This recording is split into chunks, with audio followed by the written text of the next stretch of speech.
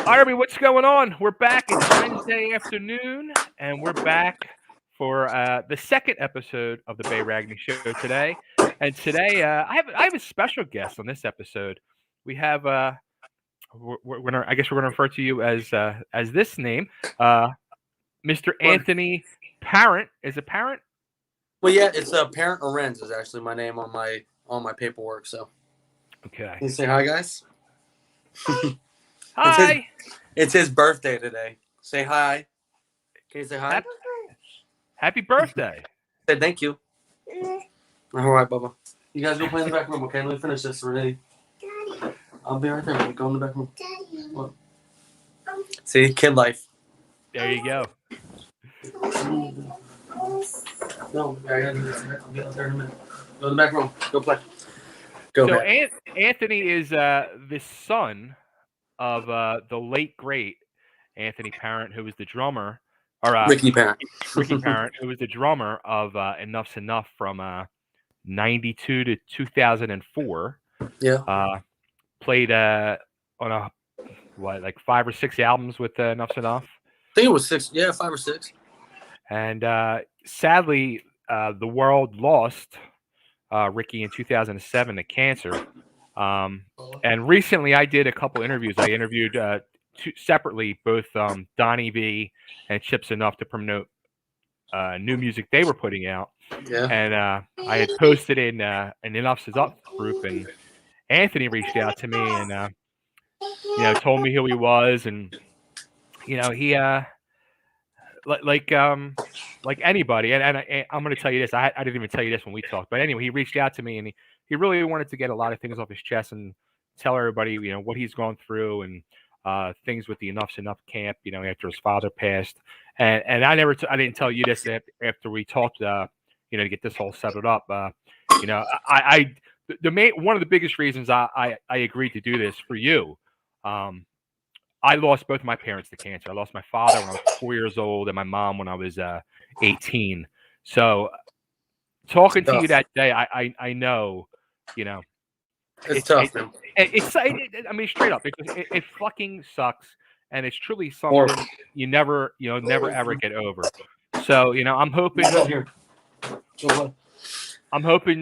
today will help ease any pain and get a lot of things off your chest and help you feel any better than. Been a long time coming, man. That's for sure. Now, how old were you when your father passed? 21. 21. Okay. Yeah. So, like when he was with Enuff Z'Nuff, I mean, for all those years, I mean, through all your teen years and everything, you really you probably didn't have too much of a relationship because he was touring with those guys a lot. So, I mean, it's kind of like a catch-22, man. We did and we didn't. There were some times like he would let us go to venues with him and stuff and tour. Like if they came to Florida or Georgia, we could go with them. My mom and my dad divorced in '97. Okay. And my dad continued, obviously the band life. My stepfather really stepped up and took on me and the other siblings and really, played that father role because, when you're in this rock industry, it's kind of hard to tour and do albums and press runs and all that stuff and have a family life. Sure. We never faulted my dad for it because he was so good and passionate about what he did and he loved everybody that supported him. Mm-hmm. So we never, still to this day, I don't ever wish, he did anything different because it's like, fortunately for us, we can go back and look at tapes and YouTube videos, and some people don't have that. So it's an awesome feeling to be able to look at interviews, look at YouTube videos. We still watch Right by Your Side and cry like babies, But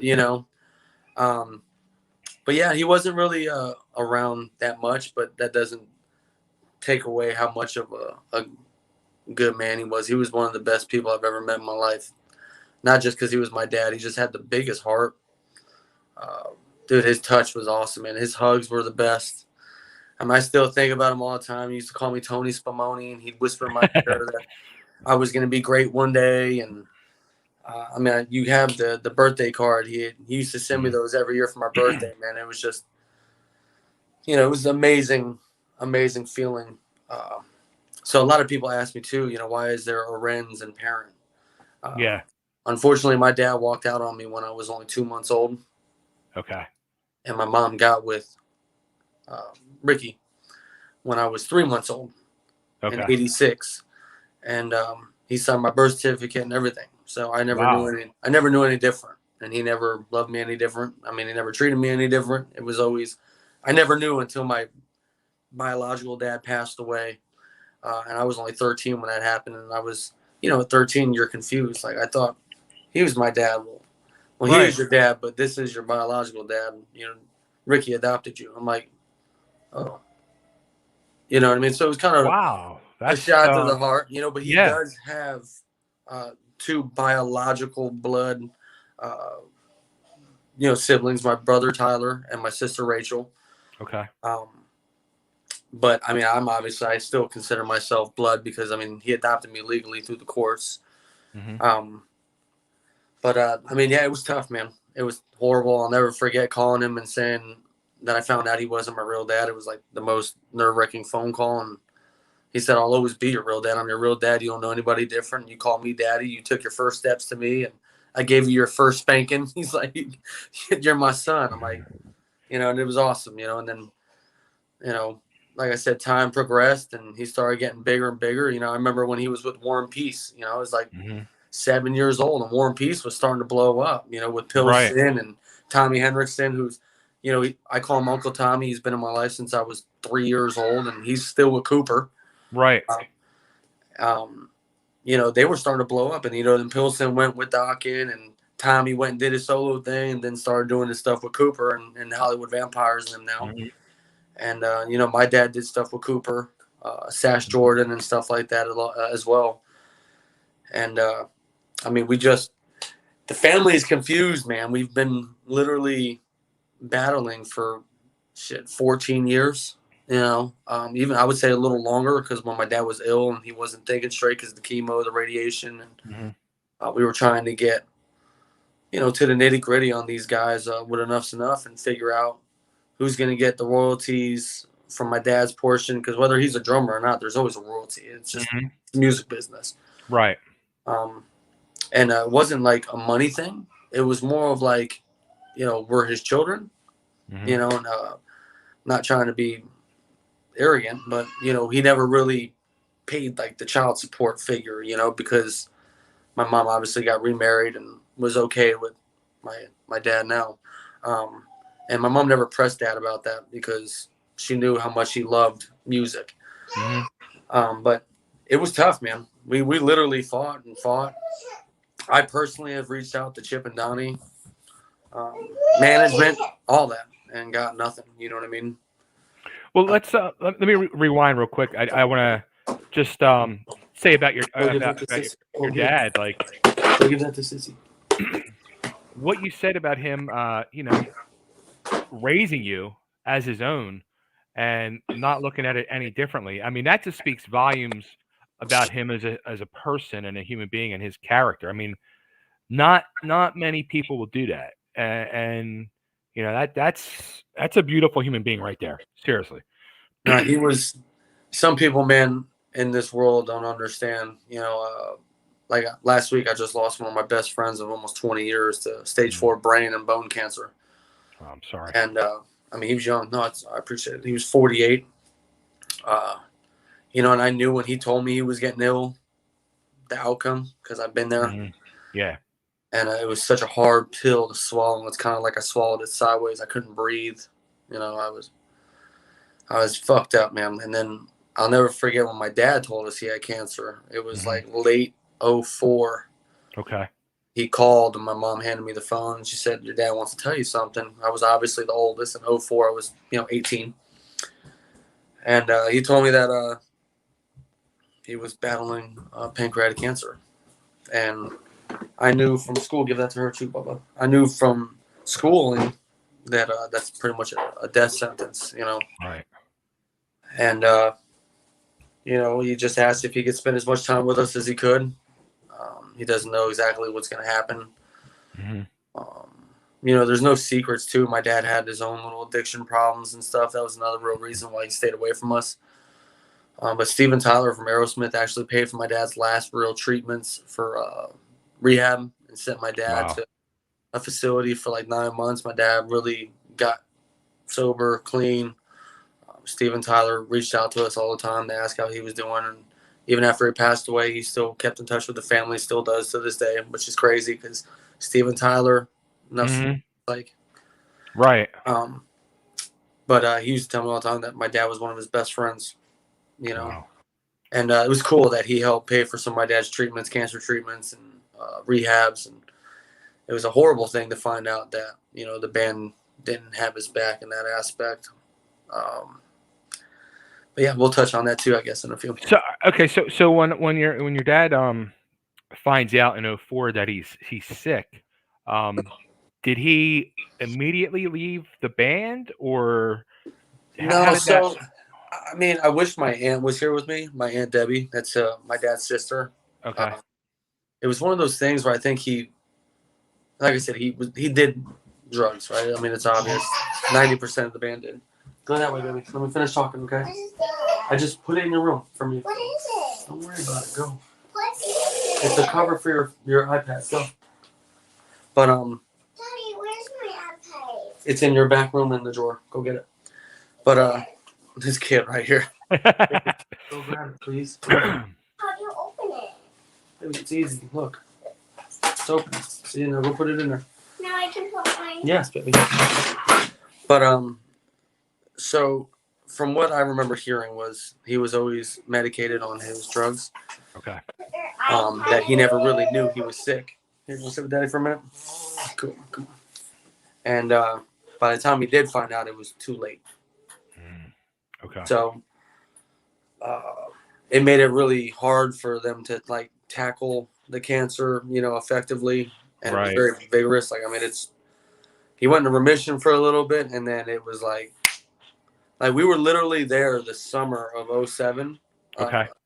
We were there May, June, July, August, September. I left the week after my birthday, which is September 13th. Okay. We get home, and we get a phone call from my aunt. Okay, baby, I'll find it. Give me a second. We find out from my aunt that we have to turn around, get on another flight, and go back because a couple of days after we left, he got admitted into Sloan Kettering, or not Sloan Kettering. Yeah, no, hospice in the Bronx. And we get there, and I mean, as soon as we walk in the room, I mean, it was a completely different man that I saw 2 weeks prior. Wow. I'm sure people have seen the photos too. I mean, if you Google his name, there's some of the photos on there. It's horrible. But yeah, I mean, I walked in and I cried instantly because, like I said, I knew. Yeah. And then when the doctors tell you, just spend what time you can and love them as much as you can love them. Yeah.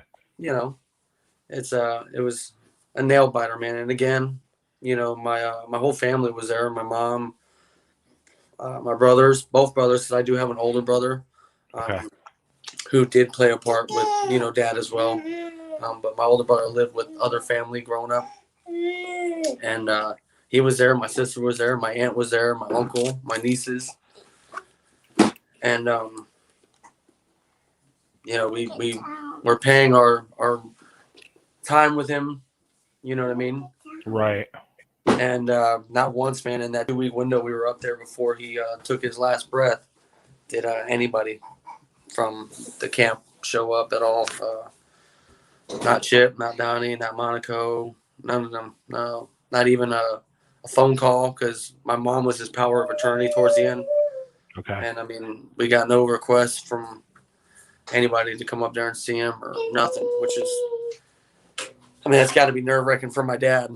Right. I'm sure he was probably very hurt.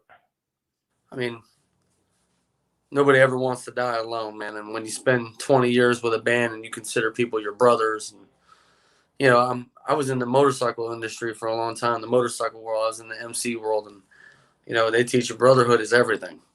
Mm-hmm. If one goes down, we all go down. If one's hurt, we're all hurt, Right. So it was, yeah, Bubba, take it. It was tough to see my dad upset that none of his brothers were there, and you hear Chip and you hear Donnie, and they put their little post up about my dad when it's his birthday or his death date anniversary, and oh, brother Liz, brother that. It's like, that's a weird brotherhood, man, because the brotherhood I'm used to is, if you're down and out, you're down and out. We're gonna be down and out with you. It was actually the day I interviewed Donnie a few weeks back was actually um the anniversary of your father's passing that day, and I had Yeah. mentioned it to him, and What he he said say? something. He Go said get I some. think it was something along the lines is it's not really a day he would like to really celebrate it. It's if it's the birthday, he appreciates celebrating that more than the day of losing a person. In the drawer up there on the top of the glass container. Go get it. Go. You and Devin go get some gum. Go. Yeah, I mean, it is what it is, man, with them. I mean, I remember writing Donnie a couple years ago on Facebook, and we would talk. Well, we wouldn't talk at first, but I wrote him, and he basically told me, like, oh, what are you, some crazy fan? Pick a number, and I'll get to you when I got time, or I make time. I'm like, what? What'd you just say to me? Like, no, it's Anthony Parent, man, Ricky's son. Oh, Anthony, I'm so sorry. I'm like, you talk to your fans like that? What the hell? And then we started talking, and then he always told me he was too busy to talk to me on the phone because baseball and stuff. Like, he thinks he's Derek Jeter or something, He never could talk to me on the phone. I mean, same thing with Monaco, same thing with Chip. It's like none of these guys can talk on the phone. It's so funny. It's like, and the thing is I'm not trying to come at them for money. I mean, Right. I'm pretty successful with what I do. I mean, I'm a general manager for my company. I mean, I don't need their money. If there's any money, I would like it to go to the grandkids because my dad now has, I think 12 grandkids now. Oh wow. Yeah. Go to the grandkids, go to the family or something for them to go to college or something. But it had nothing to do with that. It was more like there's got to be a story, because you lost your parents, man. Like to hear a funny story about them or remember a funny picture or something that it would be great, and the fact that we don't get those moments, with this band that supposedly loves my dad. Mm-hmm. And, I think my dad brought a lot of life and light to Enuff Z'Nuff. I would like to think so because my dad, I think, had the biggest heart out of all of them as far as loving people and loving the music business. You know what I mean? Right. So. Now, how about when he was going through treatments and everything like that for that, I guess 2.5 years, were they in touch with him at all then, or No, no? Not at all. So it was pretty much out of sight, out of mind. It was more than out of sight, out of mind, man. It was ridiculous, man. It was the fact that none of them got nothing. Like there was no call requests, there was no phone calls, there was nothing, man. It was sad, man. The guy, if he didn't have us, he would have died alone. That's a horrible feeling, And then it's like all these fans, they don't even know. Yeah.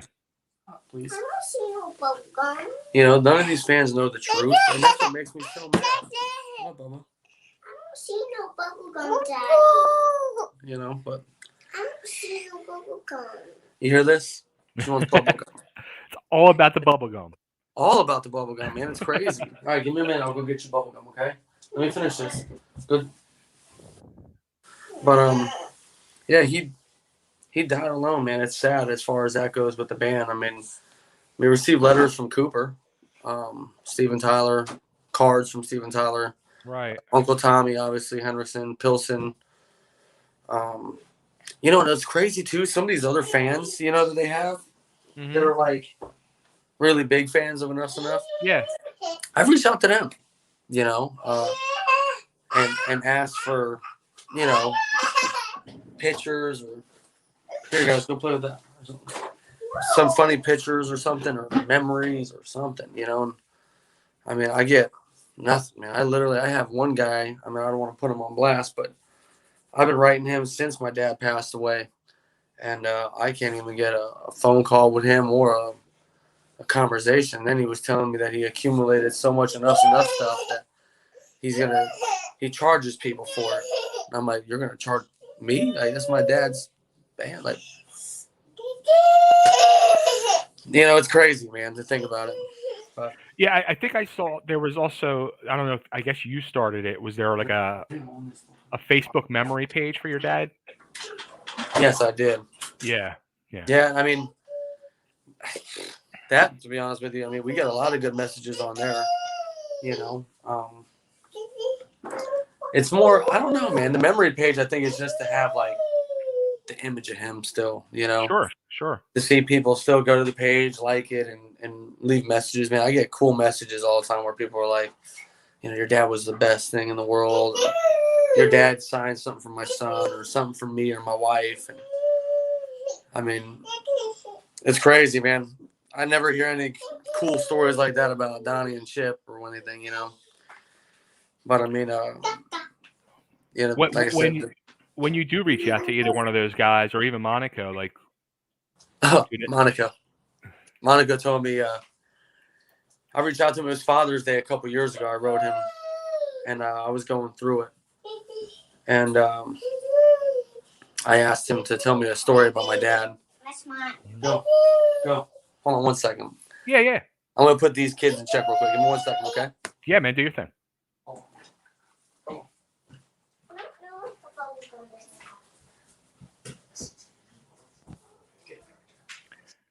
Hang tight, everybody. We'll be right back, and we're going to talk more about his dad and more about this whole situation that he's gone through over the years.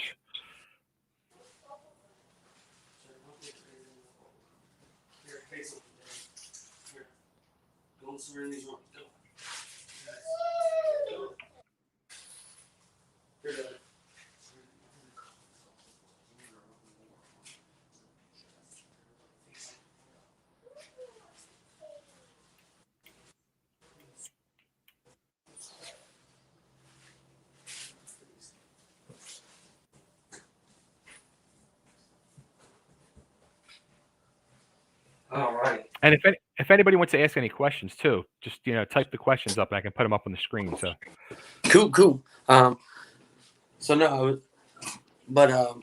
wrote Monaco, asked him to tell me a funny story, and he basically ghosted me and said that he has no funny stories he can tell me or memories he can project to me because he didn't really know my dad. Okay. And he told me to reach out to Donnie or Chip. So. All right. that's interesting. Yeah, that's what I said.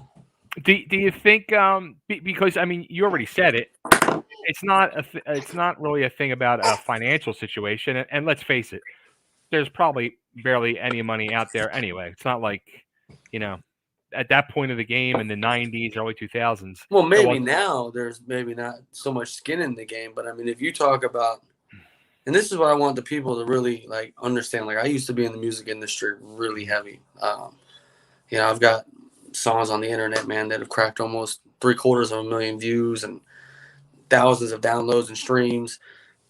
But there's this thing called residual royalties that just keep coming in. Right.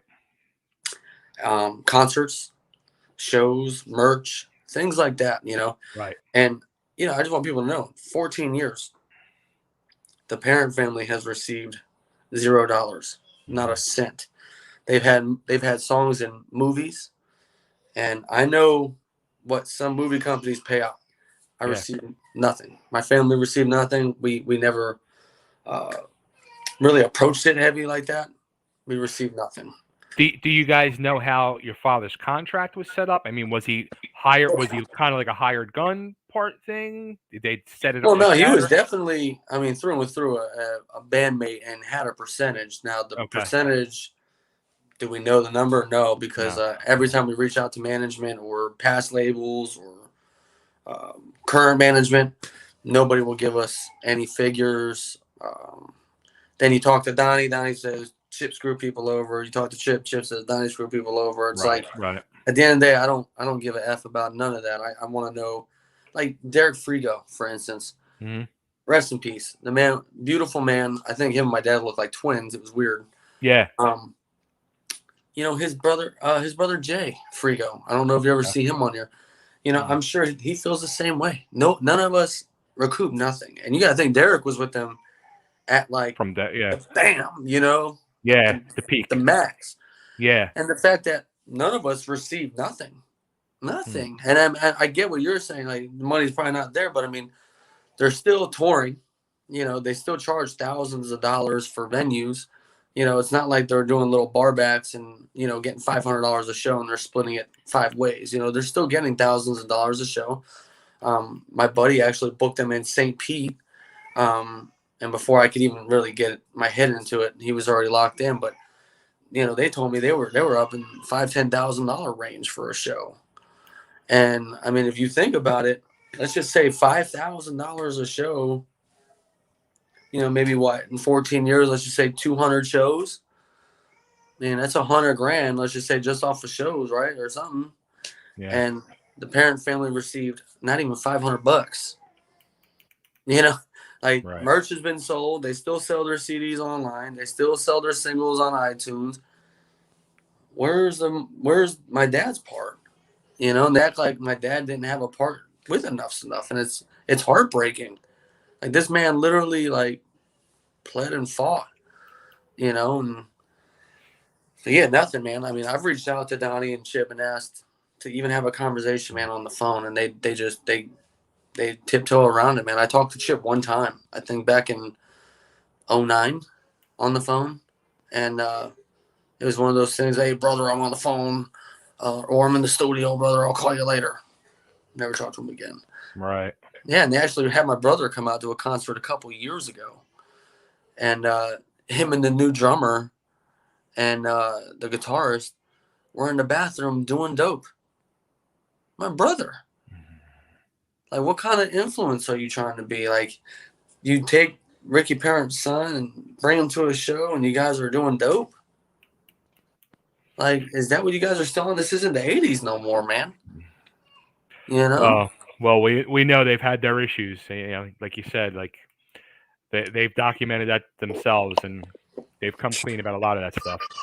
And it sucks because I'm sure that has not helped, you know, situations like this for either of those guys, you know, over the years. And, you know, at this stage of the game, like you said, you've been now kind of just looking for memories. That's it, yeah. And that's the thing. I'm not, man, listen, if there's money or skin to be paid out, I don't want nothing. Give it to my sister, my brother, my mom, the kids, Right. my kids, you know. But the fact, let me say, Bubba, the fact that, like, you can't give me. So here's what I was gonna tell you. It just because the kids drive me nuts. Dude, we have as a family, we have no albums of Enuff Z'Nuff, no CDs, Right. nothing. Yeah, we have nothing. I don't have one Enuff Z'Nuff album. I don't have one Enuff Z'Nuff shirt. I don't have a drumstick for my dad. You know, I think my old drumsticks. My old drumsticks. You know what I mean? My old drumsticks. I don't have nothing from them, you know? Nothing. So it's like, how are you going to have this couth factor, right? Where everybody thinks you guys are this nice, great people, but nobody has merchandise from Enuff Z'Nuff. Nobody has, I mean, a CD. Not even a CD. I had to go online. And then their fans are so oblivious. It's crazy. They're like, oh, buy the album. No, I shouldn't have to buy the album. I'm Ricky Parent's son. That one of these guys from the band should be able to just give it to me. Right. What are you talking about? Buy the album. You know, it's like, it's the craziest thing I ever heard in my life. Buy the album? You know? Well, the sad part is, I bet you they probably don't even have the albums themselves. No, I mean, you get what I'm saying, though, man. Yeah. The point is that, like, you know, my dad's gone and we have nothing from him. They definitely, I mean, first off, they should have definitely had contact with your dad and remained contact up until the day he died, and they should have maintained some type of relationship, with the family over this years, to not only respect his memory, but um, to show The love and children. appreciation, No. yeah, for him. Yeah, I mean, Well, it's totally been handled wrong. that's what I'm Um, saying. It's the couth factor is different, I think. yeah, Like my best friend was killed 4 years ago. I wear his ashes on my neck by a drunk driver. right. I named my son after him. Hmm. My son's named after him. I still talk to his mom, his nieces, his Hmm. nephews, his cousins, his aunt, his Right. brother. I mean, when he passed away, between me and my sister and my family, we helped with the funeral arrangements and the memorial and made the grieving process easy. So, like another thing too, man, the funeral. None of those guys made a grand entrance. Wow. No, and let them lie to you. They can lie to you. They didn't. I bet you they can't even tell you where my dad's buried. Hmm. That's sad. That's Yeah. sad. Yeah. I'll tell you, he's buried next to my grandma Rosemary in Jersey. And Hmm. then my grandpa Bill passed away a couple years ago. He's up there now with them as well.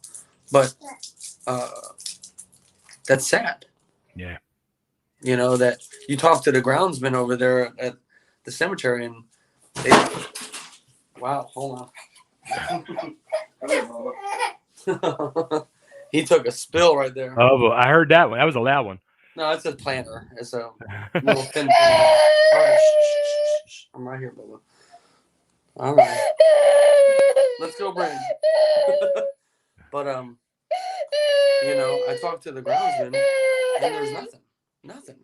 Right. They have nothing on anybody. No records of them logging in or checking in, going by there. Go show Sissy what you did, babies. Go show Sissy. But it's heartbreaking, man. Hmm. I mean, like I said, my buddy passed away 4 years ago, man. I still go to his crash site, Right. pray, hug the cross, and Hmm. give it a kiss, and reach out to his mom after that and say, "Do you need anything? Everything okay?" Right. I had his mom at the hospital for the birth of my son because I named my son after their son and made sure it was okay and got permission from them to name my child after them. Like I said, man, it's nerve wracking. It's really just it's mind blowing, man. It really is. There's so much that, like I said, I want the fans to really just know who they are as people. I'm not trying to hinder their sales or whatever sales they do have or their concerts, but I want the people to know what you're paying for. Yeah. I want the people to know who you're idolizing or who you're looking up to or who you talk about. Like, how can you like or appreciate or respect somebody who doesn't appreciate their peers or people around them? Hmm. Like this man lost his life. Derek Friegel lost his life. But, you're worried about the album. You're worried about, how are we going to replace Ricky Parent and find another drummer? Like, why don't, as a band, you should have halted production for a little bit, grieved, show the fans you have a heart, grieve. We're taking some time off. How about that though? When I guess your father, when he found out he was sick, he took the leave of absence. Yes, he did. He had Okay. to. He was weak. He lost a Okay. lot of weight. Um. So I'm guessing at that point they just continued right on. I don't even know who came after them on drums. I don't even remember. Tony something, I think his name was Tony something. He was a little chunky, heavier guy. Okay.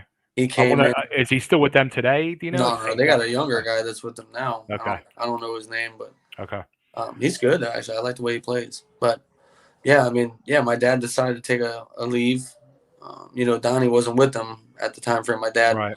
was finishing, and my dad really just focused on his health, his mental health, and focused on us. Trying to be around us as much as he could. Because, like I said, cancer means your time is marked. Yeah. I don't care what no one Absolutely. says. Absolutely. So he did the right thing, man. He reached out to us, man. And, you know, another thing, too, about that whole thing with the drummer situation is I'll never forget when, you know, obviously it was a couple years after my dad died. They had went to a couple drummers or whatever. Mm-hmm. I wrote Chip. I said, hey, why don't you ask me? I mean, I am Ricky Parent's son. I've been playing the drums for 20 years plus. And, I mean, he taught me. So, I mean, if he's good, I got to be good. You know what I mean? And he was like, I'll get back to you, brother. And I'm like, okay. I mean, wouldn't it be cool to have Ricky Parent's son in the band? I think that would put more fans in the stands. Plus, I'm young. Put some youth out there. Right. You know? They shot that down. And then at one point he was like, oh, send me a demo of you drumming. I said, why would I do that? Why don't you just have me come out to Chicago and play for you in the band? And if I suck, I suck. But at least I can say I came out there and hung out with you guys, and we shared stories, drank some beer, maybe smoked a J because, you know, Chip gets down. And, you know, it works out or doesn't work out. You know, they didn't even give me that option. So that's right there where my mental was like, is there something they don't want me to know about the situation with my dad? Yeah, you know, I mean, honestly, it kind of almost sounds like it sounds like, I don't know. It could be a couple different reasons, and who knows? I'm sure they have their own reasons, and I mean, especially like, and not even to excuse Donnie of anything, but you know, Donnie's had his own demons over the years, and he's gone through hell, and it seems like he's just now finally get his life on track. Yeah, and he's amazing, dude. He's an amazing singer-songwriter. I think he's hands down one of the greatest. Absolutely. But, absolutely. man, I'm telling everybody, this is everything. If you don't have this, you could have the best talent in the world. If you don't have a heart, that's it. I mean, I believe in karma. Karma works, right? It's real. Absolutely. And what they did to my dad, man, is unjustifiable. I mean, I could understand if my dad burned them or shafted them or, you know, stole records and gave it to other bands for money or something, you know, but my dad's never had that MO. The only MO everybody says about my dad is kind, great, big heart, beautiful smile. And the fact that that goes unnoticed, you know, and they post about it one day, but, you know, they don't post for the family's birth. They don't, you know, they don't post for the family's birthdays or anything like that. Right.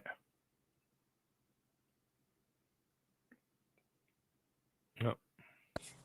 There we go. All right. But can you see me? Yeah. Okay. But, you know, the fact that they don't post for that, you know, it blows my mind. You know, nothing for us at all. Nothing for Derek either. So, I mean, it's not just me. I mean, it's Derek and everybody. You know, I speak on, you know, from my family standpoint. But, you know, for Derek's sake, I've never seen them do anything for them. I mean, Jay's never announced that Enuff Z'Nuff cut them a check, you know. And everybody asked me, too, who paid for my dad's funeral? Damn sure it wasn't Enuff Z'Nuff.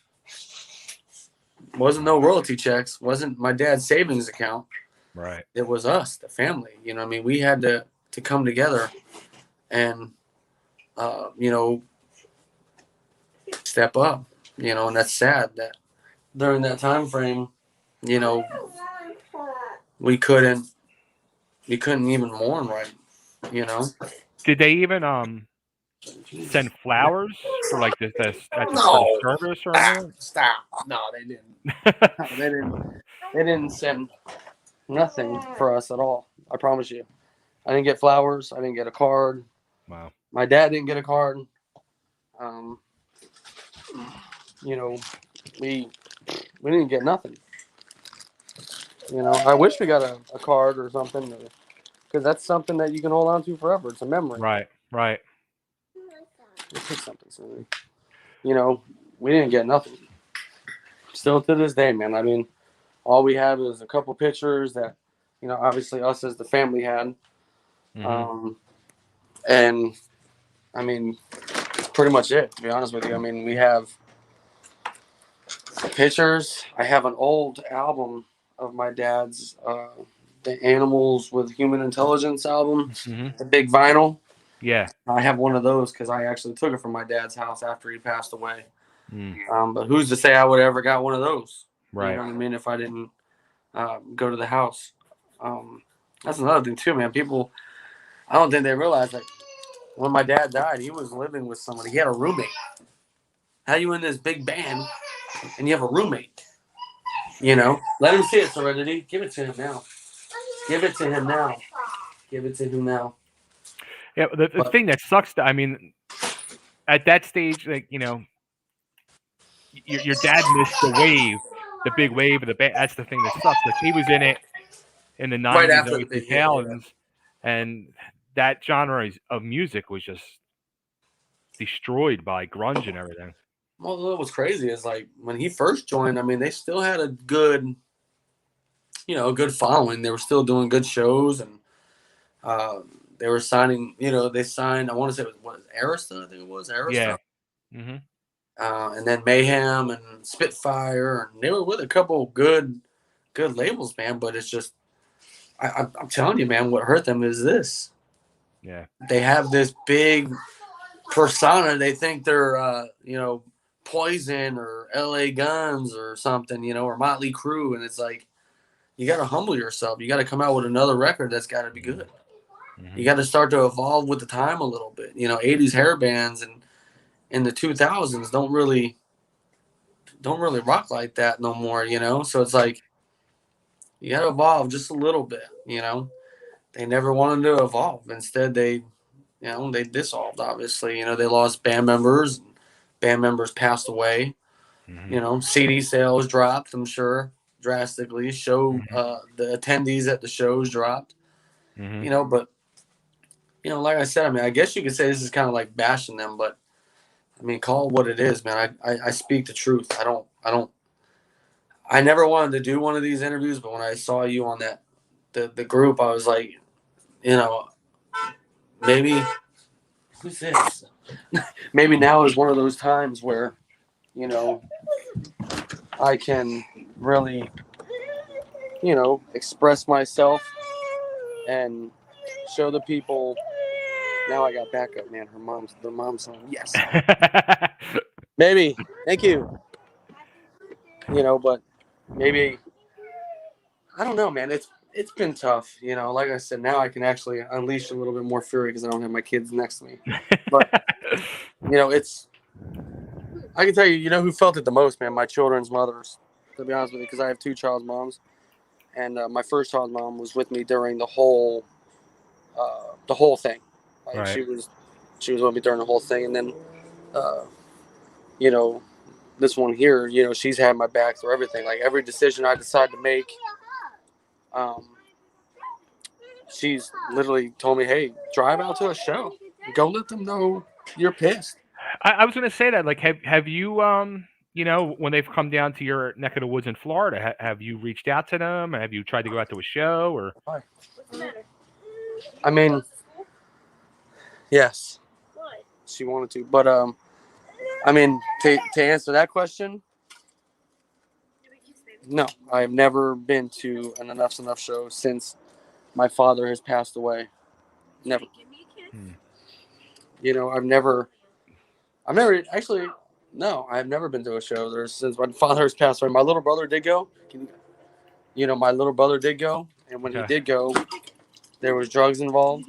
Yeah. No, not yet. There was drugs involved.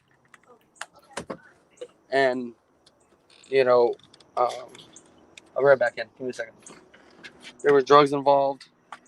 And it made us look really stupid as a family. Mm-hmm. But.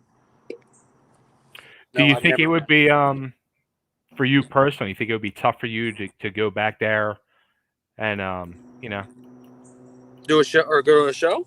Yeah. I mean, probably not a good idea with all the animosity I have built up because, I mean, I'm not little Anthony anymore that went there with them. Now I'm a grown man, and I'm also a grown man that's upset that they did that to us, and they really pushed us to the curb. And, Right. that's the thing, like you just said, though, man. Think about it. Not one show have I been invited to. Not one show has my sister been invited to. My brother had to force the show. Like, he literally had to show up and tell them, oh, that's my dad's band, even though he's not in the band no more. And then Chip had to come out and, oh, yeah, come on in, brother. But that's dumb. Why should we have to do it? If you're in Florida, where we live at, anywhere in Florida, we should have a permanent seat in the house. Yeah, no, absolutely. We don't. And I'm confused because it makes you wonder, like, did my dad do something wrong that we don't know about? Maybe I'm being biased. Maybe my dad burned them, right? Or maybe my dad hurt them. But everybody I've talked to has literally said nothing but great things about my dad. Yeah. So to me, it would make no sense, you know what I mean, for there to be any bad blood or animosity. Is there bad blood on my end? Oh, yeah, I'm bad. I'm mad. Can they call me and we could potentially rectify it? Probably. To be honest with you, I'd like to see the contracts. I want to see every contract my dad signed. Because I know music. I know the music industry. I know the music contracts. I want to see what my dad signed. Because I guarantee you, they did what they did because my dad died. And they knew there was no way for them to have to pay out because my dad's not here no more. Right. You know what I mean? But somebody gets those royalties. I don't know who. Whether it's my aunt, who's my dad's sister, whether it's my mom, whether it's my little sister, my brother, me, I don't know.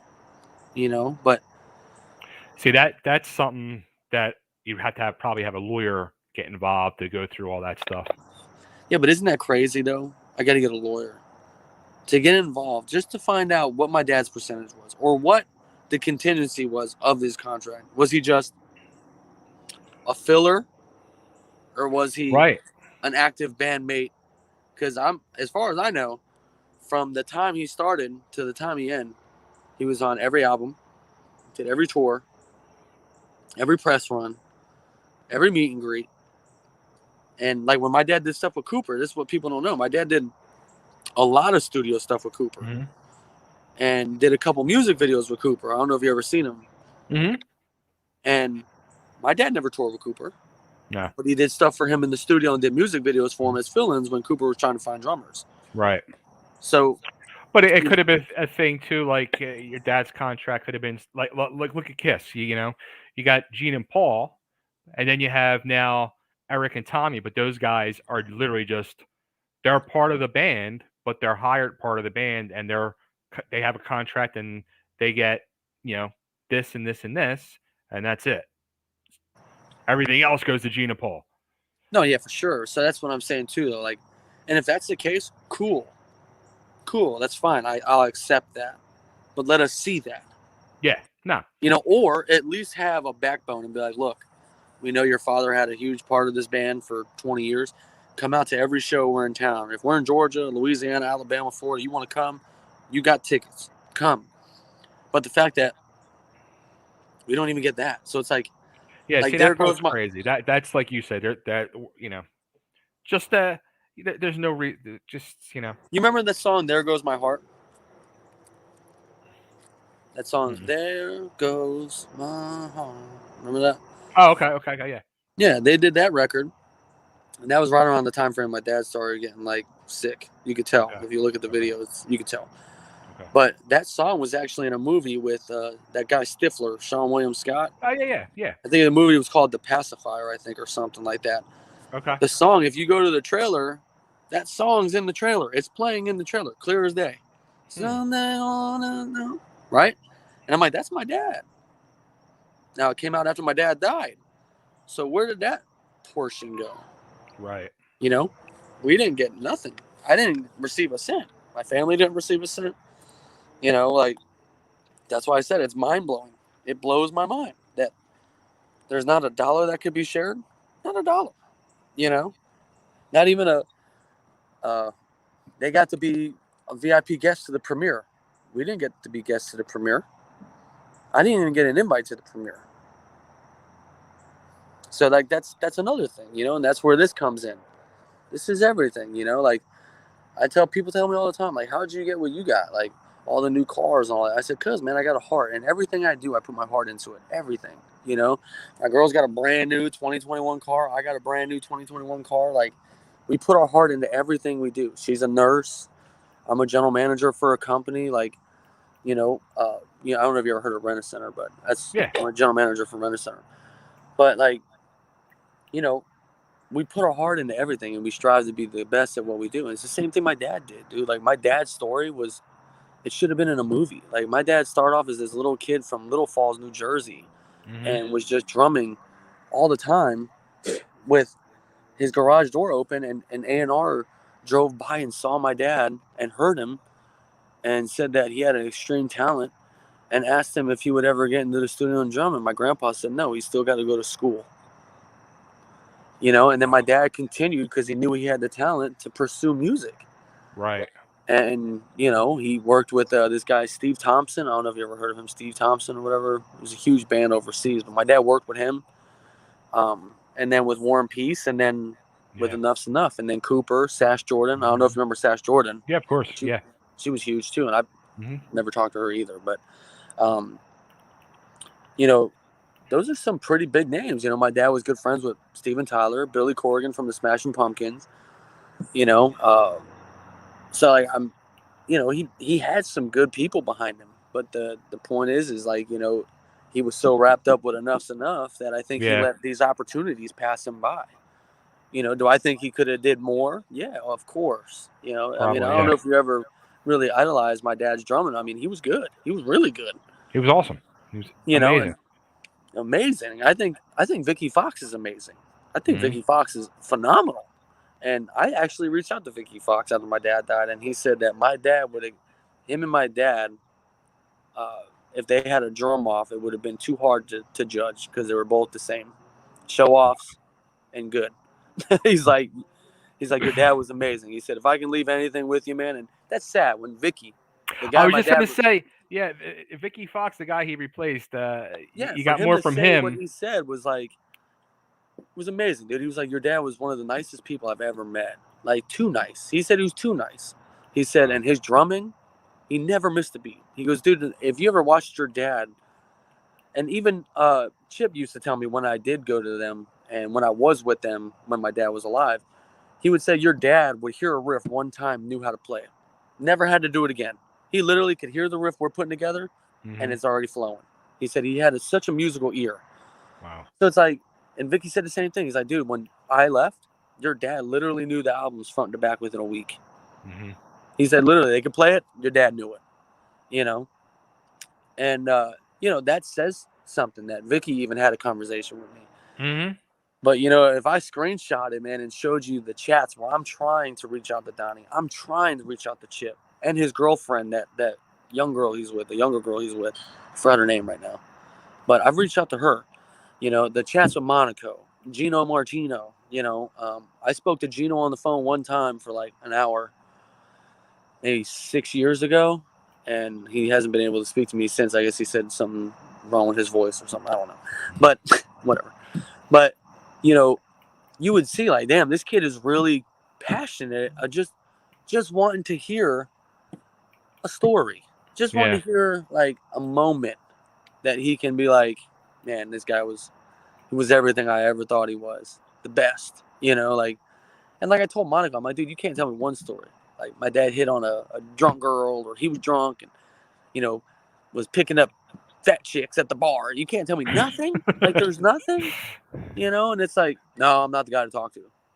Wow. If that's not an egotistical prick, and it's like, so him, I probably wouldn't want to see him because I probably have a couple words with him that wouldn't be nice. But the same thing with Donnie and Chip, I just wish they would reach out. I'm not trying to, make them look bad, I guess, but I am at the same time, because I feel like if people don't know, they're going to continue to be blind and continue to fall for their bullshit. And I don't like that.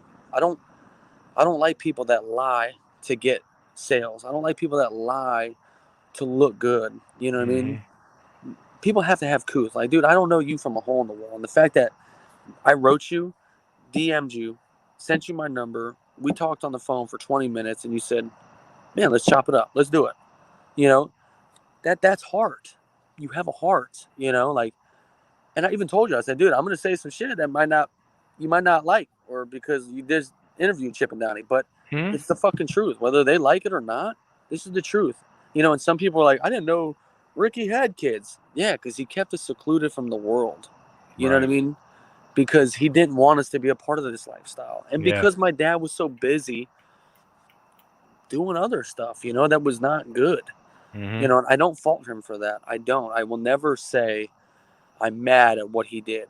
I will say I'm sad that we didn't get more time with such a good Right. man. You know what I mean? And I know he would have loved all these damn kids, all of them, because I got 5. My sister's got 3. My brother's got 3. My older brother's got 1. Dude, Wow. I know he would have been in heaven to have all these babies in his life. And the fact that, like I said, these people, man, just act like he was a nothing to them. To me, it doesn't sit well. It doesn't. Right. No. It You hurts. know. Bottom line, it hurts. It's Yeah, I mean, I'm sure you get it. Like the band. All these little groupie people they have. These little fan pages and stuff. They don't know. They don't really know. And that's what pisses me off. They don't know what we've been through. They don't know the battles, the phone calls. have Watching. you put posts in those groups, like, just looking for either stories or pictures of your dad and stuff like that? So yes and no, man. I've posted in those groups sometimes, and like I told you, I was talking about the album thing one time. Yeah. A couple of their little fan groupies tried to attack me. And, oh, you're not Ricky's son. You're not this. I'm like, dude, I got pictures with my dad, birthday cards with me and him side by side. It says, "I love you" from Dad. Mm-hmm. Was this guy gonna say that to a random fan? I love you, Dad. Like, no, Right. like this was my dad. He kept us secluded, Yeah. and I don't, like I said, I don't blame him. I don't fault him, but Mm-hmm. the fact that these people, portray that, we make it up. Like, watch, I'll show you some. Actually, see if I got it while you're on here. It would be cool to show on this thing real quick. I think I have the book in my car real quick. I'll show you a photo book real quick I have of my dad and me together. It's actually cool, and I love it. It's one of those memories, man, that, like I said, you'll never get back. But yeah, no, I mean, it's. How old was your dad when he passed? Oh, golly. That's a trick question. My dad used to fib about his age all the time. He did. He was very good at that.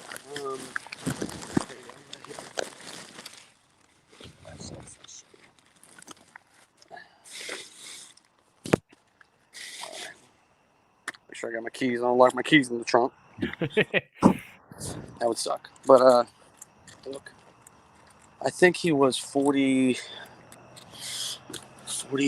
I'll tell you right now, I got his tattoo on my leg. I got a tattoo for him. So he was born in. He died 10/27, and he was born in 63. So what was that, 42, 43 or something? Okay. And he was a baby. So here, let's see if I.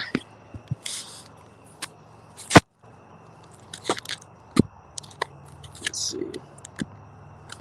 So, this is the thing people don't see. I wish I could. I don't know if I can turn this thing around. Can I turn it around? I don't know. But so this is a picture of my dad. People probably haven't seen this. So if this don't show your viewers and Enuff Z'Nuff fans that this is my dad, why would I have this picture of my dad? Yeah. Wow. That's my little sister Rachel.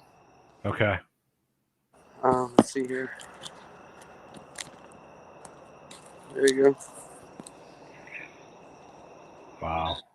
Yeah, and then when my dad took me to Chicago, to Edison Knits. Yeah, so I mean, that's why I said. I mean, I got a lot of these pictures, man, of him sick. So I don't really want to put him out there like that. But Yeah. I'm just saying. I definitely got tons of photos if people want to see them. But like I said, yeah, it's tough, man. We have so many bad memories. Sorry, Bubba. So many bad memories and so many good memories. The bad ones are the last moments we have of, my dad, which suck, because they were not so good, obviously, in the conditions he was in. Right. And then we have the good ones, you know, where he was alive, and we're going to the, you know, the Einstein Museum, the Picasso Museum, and Right. you know, we're going to Mosey, we're going to Disney. Um, you know, like that guy I was telling you about, his name is Gene on Facebook. Okay. Gene Swagger. He's actually a nice man, a really nice man. I call him Uncle Gene. My family does too. He works for Disney. And can you get me another one? Son, that's in the bottom of the fridge. Yeah. And this man, bro, is so nice to me. He was such a huge supporter of my father. I remember when we were kids, he took my father, me, my mom, all the children to Disney. All prices paid. We didn't have to pay nothing. Wow. You know, that's this, right? My dad's dead. This man still tells me, hey, anytime you and the family want, Disney's gates are open for you. Fast passes, all that. Come on. Like, that's amazing. But this guy was not in the band. He was a fan Yeah. of my dad, you know? So the fact that, like, you have, just look right there, I'll take it. What? The fact that you have, like, a fan of my dad, you know, sending us to Disney, you know, paying the whole way. Yeah. You know, or however it works, you know, I don't know if he has to pay it on the back end or if he gets tickets or whatever. I don't know. Yeah. But, you know, paying for the hotels for us and stuff, like, even though we could, but that's just how he is as a person. You know, to me, that's this. You know, how is it, you know, Chip and Donnie have been to Florida multiple times with the band, no invites. How is it, you know, they go live on the internet, on Facebook or Instagram, wherever. And when I request to join, you don't let me join. Because you don't want me to say what I'm going to say. Yeah. You know, so, I mean, this is kind of like a court hearing. You know, the closing argument for me is, you know, what comes next? Are you guys gonna reach out to me? Are you gonna let me plead my case so you can understand why we're upset as a family?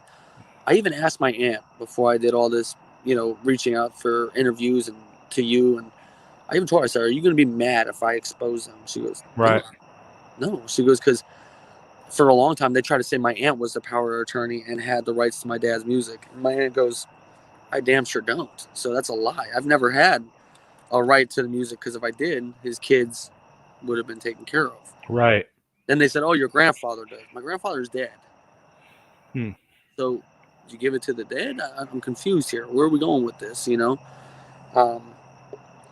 So, you know, my mom damn sure doesn't. My mom damn sure doesn't. My mom's told me, you know, let him have it. Let him know what's up, you know, not to bash my dad, like I said, but no child support. My dad never paid child support. Never, which is fine, because my mom was never hurting like that. Yeah. To an extent. When my mom and dad separated, Sure. we literally had nothing. We were living in a van.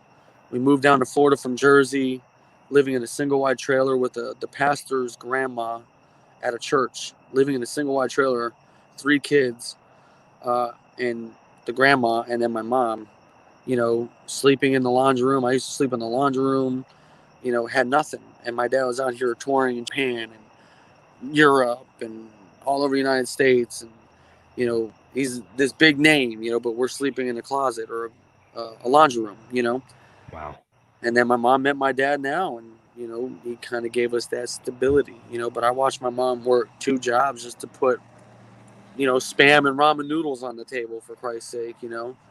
So if people think we had it made and we were driving in Jaguars and Porsches and Lamborghinis, they're sadly mistaken. We never were, you know. And it sucks. You if you go to Google Chip Z'Nuff net worth.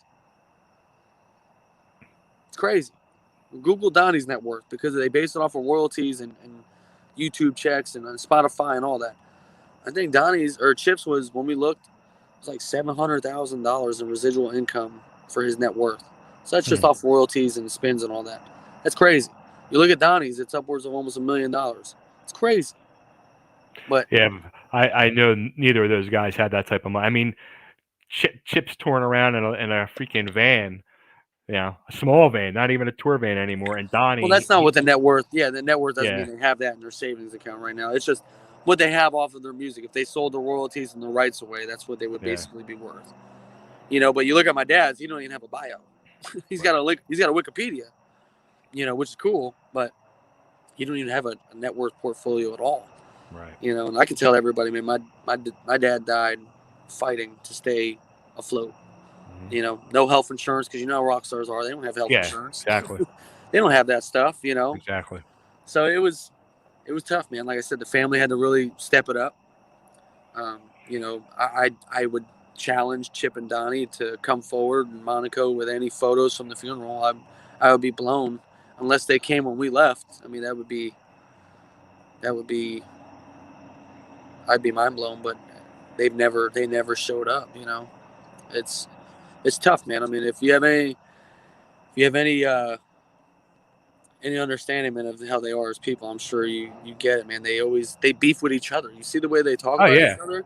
It's crazy. How are you guys, same thing, how are you guys brothers, and then now you hate each other? But Donnie set Chip up to make money right now, because that was all Donnie. Yeah. All these songs are Donnie. And you're making all this money now off of Donnie. Yeah. So can you understand why Donnie's pissed? I would too. Like, sure, absolutely. He had a drug problem, but he had a voice of an angel. And you're making money off of the songs he wrote. Yeah. I mean, we all know Donnie was the brain of the operation as far as the song capabilities. Maybe Chip was the back end brain because all he did was smoke some weed.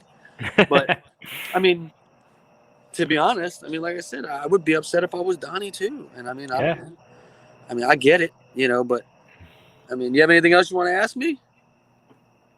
At the end of the day, what would you want from those guys? I mean, I would say, I don't know, family. I don't know, man. It's like I said, it's not even the money.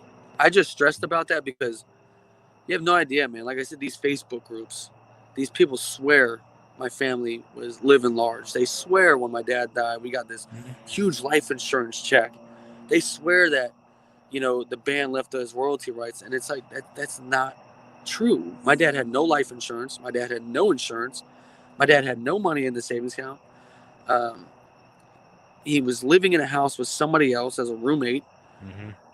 He shared a phone line with a fan of his.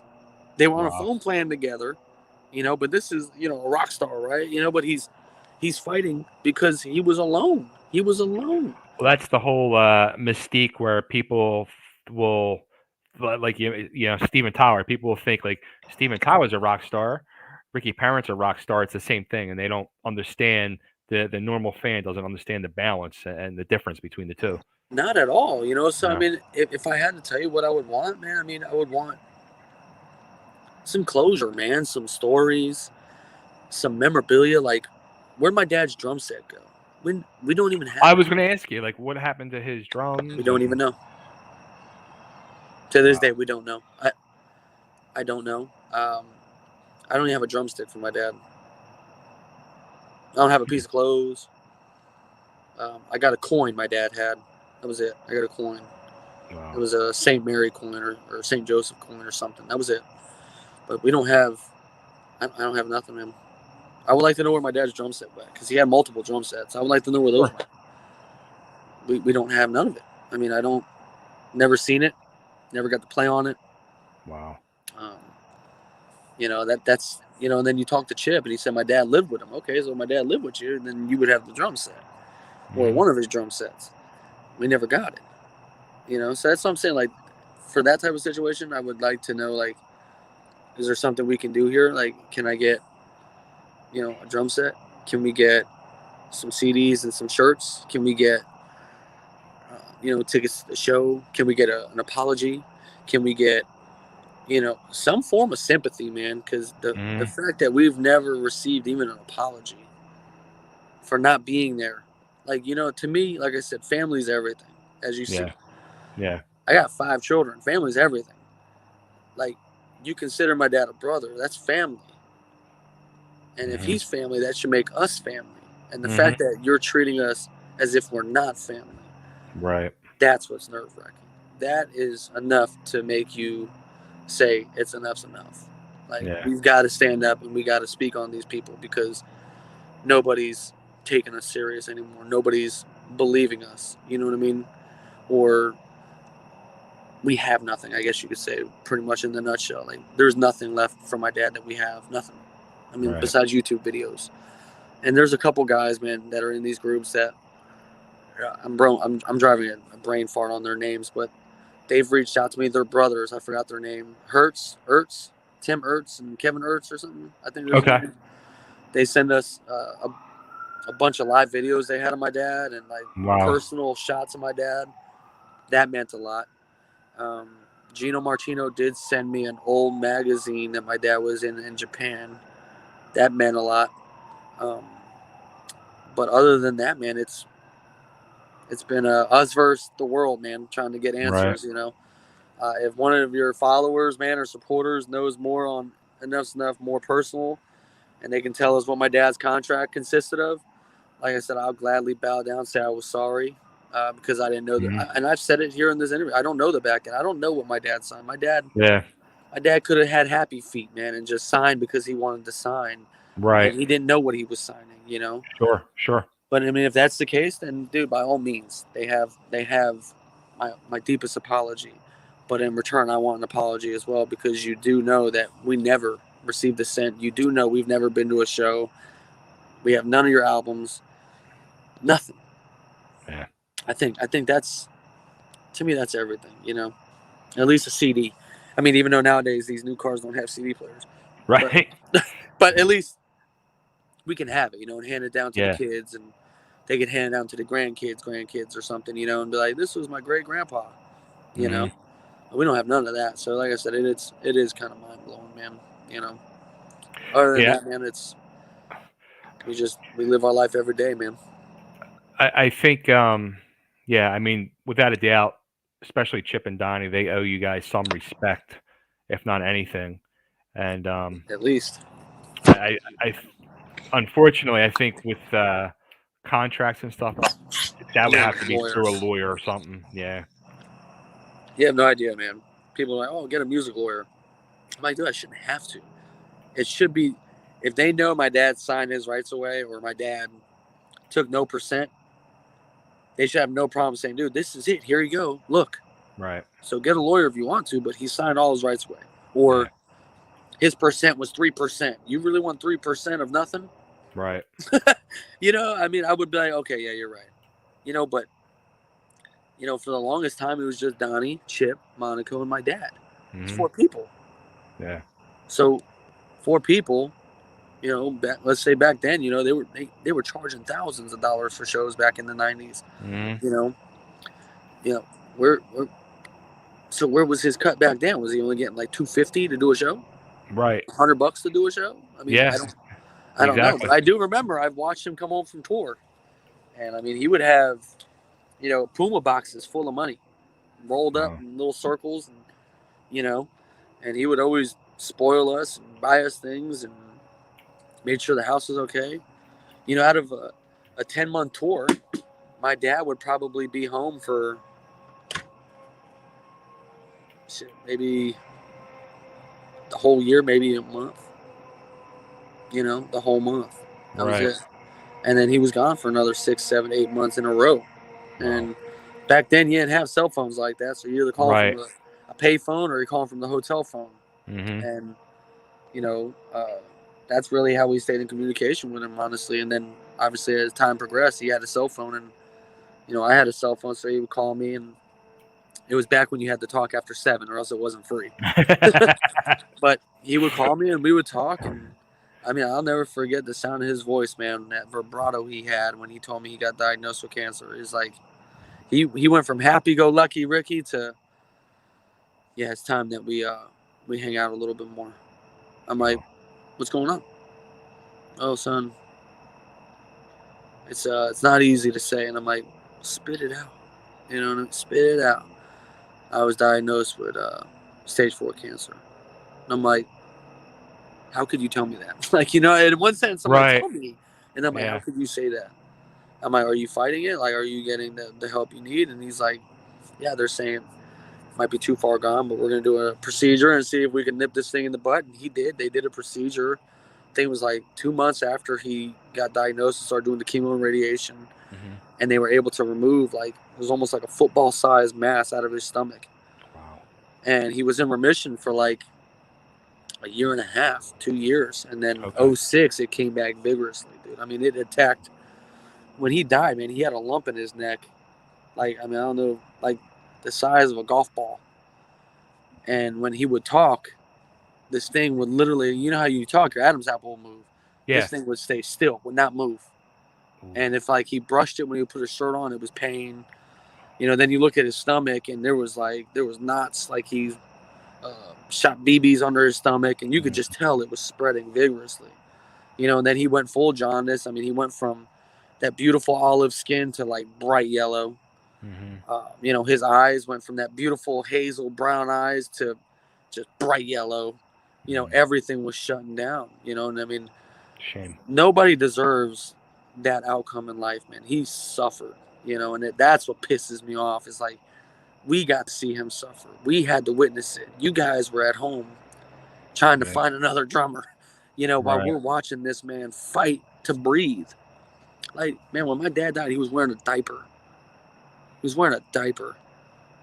And the fact that nobody cared about that. A diaper. You're talking about a man that I'm sure you remember was fit, beautiful shape, beautiful face, beautiful teeth. Absolutely. Wearing a diaper. You know, like, that's horrible. You know, so fragile in the hospital that if you turned them wrong, they were afraid a bone would break. Like, you know, like that's what we have, you know. So when you ask me what do I want from the band, man, I want them to understand, dude, that it hurt, that we went through this alone with none of their support, none of their help, no backbone, man, none. And it's like, how I don't understand how they can continue to live with themselves knowing that, you know, they did that. It's not like my dad OD'd. It's not like my dad killed himself. My dad literally fought as much as he could to stay alive. You know what I mean? Not only for them, for us. Yeah. You know? And, I mean, imagine having a dream. You're living it, and then it just turns into a nightmare in a flash. Right. It's clean. But imagine having that just turn into a nightmare, and you lose everything. He literally, in a phone call, he literally lost everything. You know what I mean? And that's, it's horrible. It's horrible.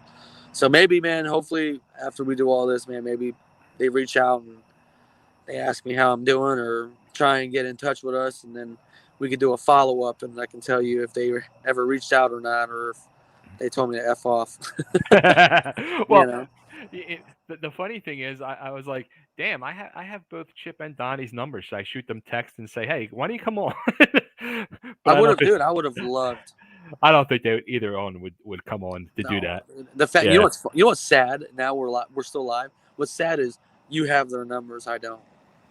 Wow. Isn't that sad? Like, my dad was in the band with them for 20 years. I don't have their numbers, but you do. And I'll never forget, man. Or Donnie. Oh, I'm playing baseball. I'm playing softball. I'm at softball practice. My baseball. I'm like, dude, I wrote you 3 months ago. You said the same thing. You still at practice? That's a long inning. You know, like, and I look back at the messages after I asked you to do the interview just to validate myself. Donnie hasn't responded back to any of my messages since 2017. We're in 2021, about to be in 2022. Chip hasn't responded to my messages since 2015. Monaco, 2017. Gino Martino since like 2017. You know, it's like, wow. But I talk to Tommy Hendrickson all the time from Alice Cooper. Yeah, see, that's the thing that's really what happened there? Like, why is Tommy Hendrickson? Why Steven Tyler? Why Alice Cooper? Like, all these people have paid respects, and I mean, I guess that's the answer right there. It's the truth, man. My Uncle Tommy was humble. You gotta remember, I mean, he went from War and Peace, which was a local bar band, to doing his own solo thing, and he was in the movie Blast from the Past and all that with Brandon Fraser. So now he's, you know, the head guitarist for Alice Cooper and Hollywood Vampires with Johnny Depp and shit. So, I mean, he's making money. He's traveling the country. He lives overseas in the UK. My uncle lives in the UK. You know, Steven Tyler. I mean, think about it. Steven knows I'm not going to ask him for $1 million. Steven knows I'm not going to ask him to pay back all this money. Enuff Z'Nuff should have paid us. Steven Tyler knows that when we talk to him and he calls on Christmases or whatever, it's literally just to say, thinking about you guys. You need anything? He literally told my mom, you guys need anything? Kids need anything? You good? Bills paid? You good? You good? You know, Ricky was my brother. You good? Wow. And of course, we're not going to be like, the house is in foreclosure. We need all the money, you know? Yeah, yeah. It's never been in that type of situation, you know? But I mean, Cooper reaches out too. Like when Cooper comes into town, him and Tommy make sure that, you know, me +5, backstage passes, meet and greets, hangouts, and like, dude, you're talking platinum artist. Yeah. Not Enuff Z'Nuff status. Platinum artist selling out Mid-Florida Credit Union, 30,000 Right. seats. Come out backstage, hang out. Some of these people are paying $2,000 for the tickets. You get them for free, Bubba. Yeah. Like, but Enuff Z'Nuff is over here at the Crowbar, which holds 200 people, and I can't even get a seat. Like, it's crazy. You know, Yeah. it blows my mind, dude. It's you know, Jeff Pilson. He was with Dokken, and now he's with Foreigner. Mm-hmm. You know how big Foreigner is? Mm-hmm. And this guy reaches out to me. Vicky Fox still reaches out to me and talks to me with no problem. You know, like, it's crazy that these other people that aren't my dad's brothers, you know, reach out to us and ask us how we're doing, but these bandmates that are brothers don't reach out to us. It's just, you want to talk about nerve-wracking, man, that's nerve-wracking. That'll drive you to I'm sure. piss off. I promise you. Yeah, It makes me mad. absolutely. You know, but hopefully, like I said, man, with this that they see it, because, you know, they were just on your show, man, within a week interval, 2-week interval. Yeah. Hopefully they see this and they're like, wow, this kid's really upset at us. He's really pissed off. Or maybe they comment and tell me to go to hell. Okay. Yeah. I mean, I wouldn't be surprised. I mean, somebody's probably going to show this to them, or, you know, they'll see it somehow. I wouldn't be, you know, I'd be surprised. I wouldn't be surprised if you have little trolls, man, that tell me I'm money hungry, or my family's just trying to get money or clout, or. I'm sure, you know, there's going to be people that are going to say that, you know, but that's. I'll take it with it. Listen, I'm built for tough, dude. I'll take it. I don't care. I mean, obviously, you know, let's go, Brandon. I don't care. I don't care. I'm telling everybody it's the truth, whether they want to believe it or not. That's on them. I mean, tell Donnie and Chip to show the people one paycheck that's been given to my family, or a royalty check that's been given to my family. And I mean, that should just speak for itself. Show them one ticket, one picture of us at a venue since my dad died. Anything to validate their point. Because, I mean, I can't show you no pictures because I've been to no shows. I can't show you a royalty check because we've got none. I mean, my dad didn't even get credits in that movie, The Pacifier, for There Goes My Heart. So, I mean, it's like, you know, it blows my mind, man. And they walk around here, man, with their chest puffed out, you know, like they're still this hot shit. You know, they walk on the stage like they're still, you know, in '88 again. And they don't realize, man, that, you know, people are hurting. Derek Frigo's family, I guarantee you, man, they might not say nothing publicly. They're hurting. They're hurting. This hurts. You know, Derek gave everything for them. I mean, he was with them, like I said, at their peak, man. Yeah, yeah. And he got nothing. I mean, he was on Fly High Michelle. He was on Baby Loves You. I Can Never Be Without You. He was on all these records, right by your side. Where's those monies at? Yeah. You know, they're not there. They're not there. You know, I guarantee you, Jay Frigo came in here. His family's never received nothing. They didn't pay for the funeral. Guarantee it. I guarantee it. I'm willing to put my salary on it. They didn't pay for the funeral. I promise you they didn't. Wow. And that to me it goes back to this, man. This is everything. I don't know you from a hole in the wall, man. You can call me tomorrow and say you had a bad day, and I'm going to chop it up with you for an hour and a half. I don't care. It's just how I am, man. I'm built different, I guess. It's, you know, people nowadays, man, they're cruel, man. I don't know where my dad went wrong with them. Like I said, maybe my dad did something wrong. You know, maybe Chip and Donnie can clarify in the comments or call you and tell you what my dad did wrong.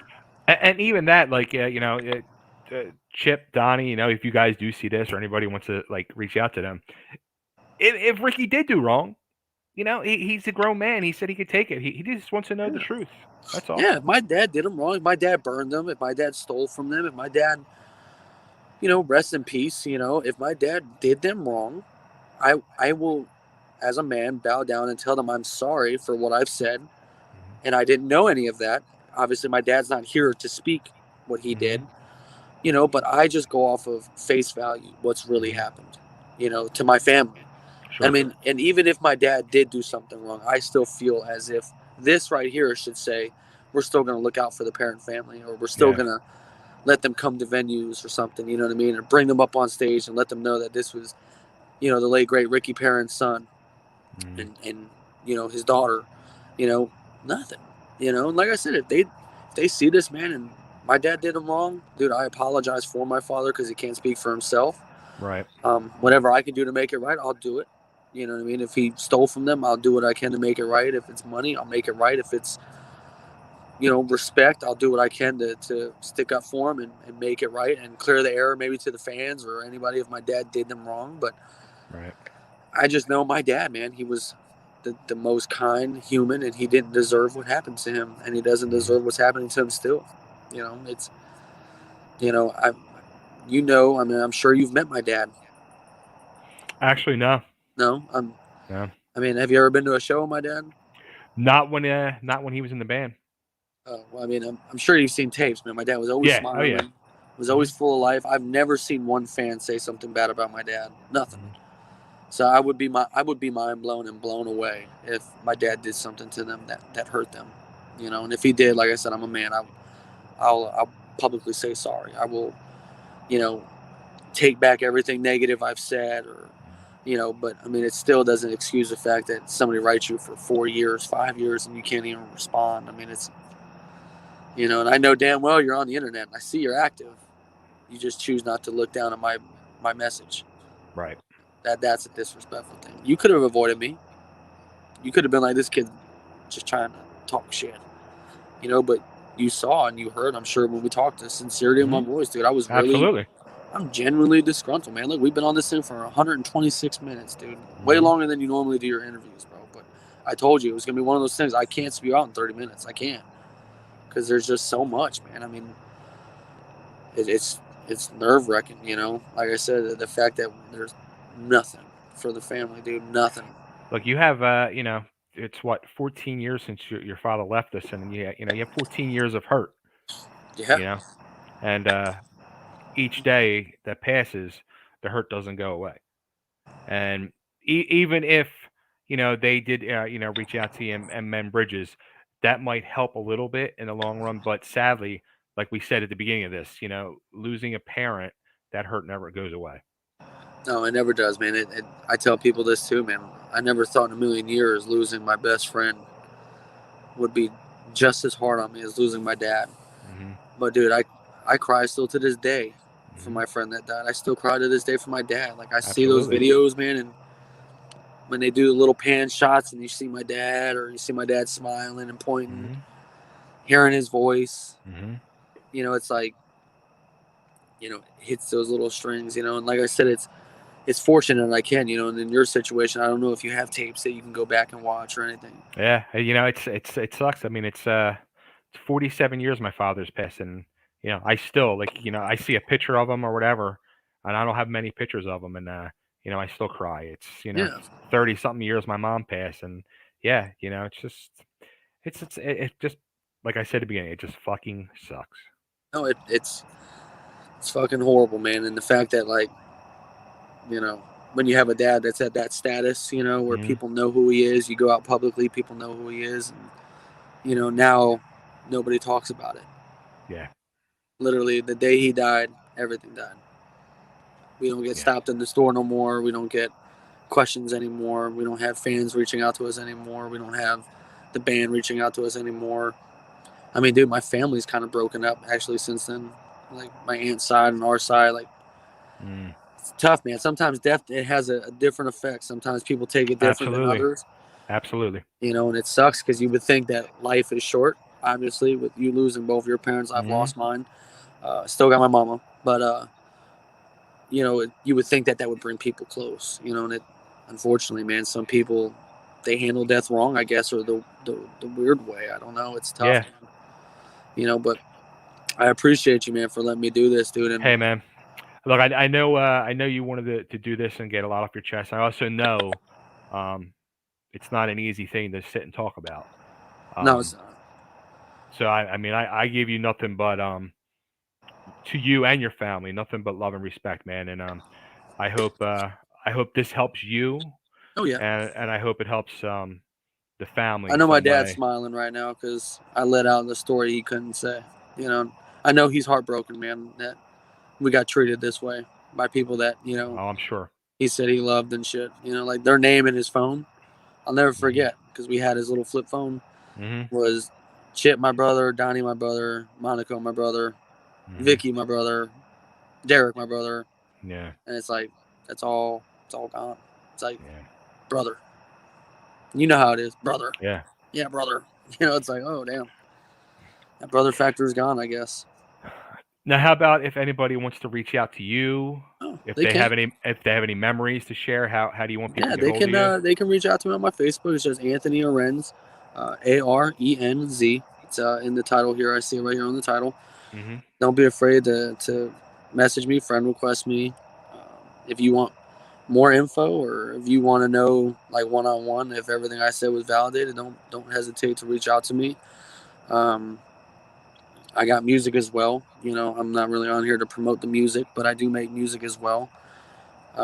But yeah, don't be afraid. They can reach out to me. I mean, I don't even mind if they call me, man. My number is really easy. I don't care if it's a fan or if it's Chip or Donnie. My number is 352-777-9991. It's the easiest number to remember. Call me. I don't care what time it is. If you want to tell me a funny story about my dad, even if you're one of those fans that loved Enuff Z'Nuff and loved my dad, call me. Tell me a funny story or text me a picture of my dad or whatever you have.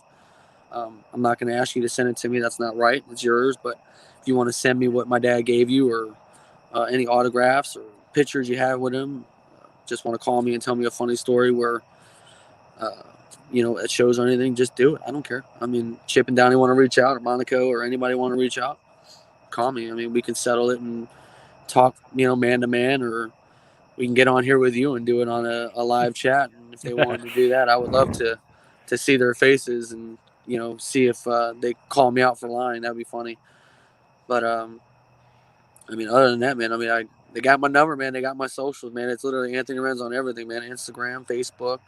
I mean, they can reach out to me anywhere. I don't care. And I gave them my number, man. They can text me, call me, whatever they want. Same thing with you. I got your number. I got your Facebook. Yes, sir. We're beside this now. We're friends regardless. So. That's for life. That's how I am. There you go. For life, man. Anything you ever need, man, I'm here for you. I promise. I got you, man. And again, I want to thank you for doing this. Like I said, I know this is not an easy situation, and I do hope it helps, personally, and I hope maybe it brings some closure to the whole situation. It did. Like I said, I felt a huge sigh, man, as soon as we started talking, because it was like, I'm going to let it out, Good. So it feels good to be able to do so. Good. So. Cool. If anybody reaches out to you, too, with any questions. Absolutely. Yeah, if anybody reaches out to you, man, don't be afraid to pass it along to me. If anybody has any other concerns, don't be afraid to pass it along. If it's good or bad. If people said I'm a piece of shit, pass it along. I'll be glad to hear I'm a piece of shit. Anything. I mean, do you want to do another one of these, man? And if they've reached out to me, we can do it, and I can tell you what came about it, or anything. Definitely, yeah. If there's any follow up from anybody from this in the Enuff Z'Nuff camp with you or with me, we'll do a follow up and we'll keep everybody updated on the situation. Yeah, for sure. Because like I said, I'm sure it's not going to end here. I'm sure somebody's going to reach out eventually. Maybe not today, maybe not tomorrow, but they will. Yeah. And that's all that matters, man. Just reach out and let's clear the air. And like I said, I'm willing to accept if my dad did wrong. I'm willing to accept it and apologize. And I would even do it here on your show, man. If he effed up, I would apologize. There you go. All right, Ant. Well, I want to thank you again, and yes, sir. Go hug those little kids for me. Yes, sir. If you're ever in Florida, man, come by. Absolutely, yeah. We're going to talk about that too, because I'll be making my way there at some point, hopefully in 22. So. Well, you're more than welcome to come, man. I got an extra bedroom. And I see you got some cold beers next to you, so we're going to drink some beers. Dude, I drink beer. I love my beer. I'm a Busch Light and a Coors Light guy, man. I drink my beer. I'm right there with you, so let's do it. Yes, sir. All right, man. Have a great night, man. You too, brother. Take care. See you.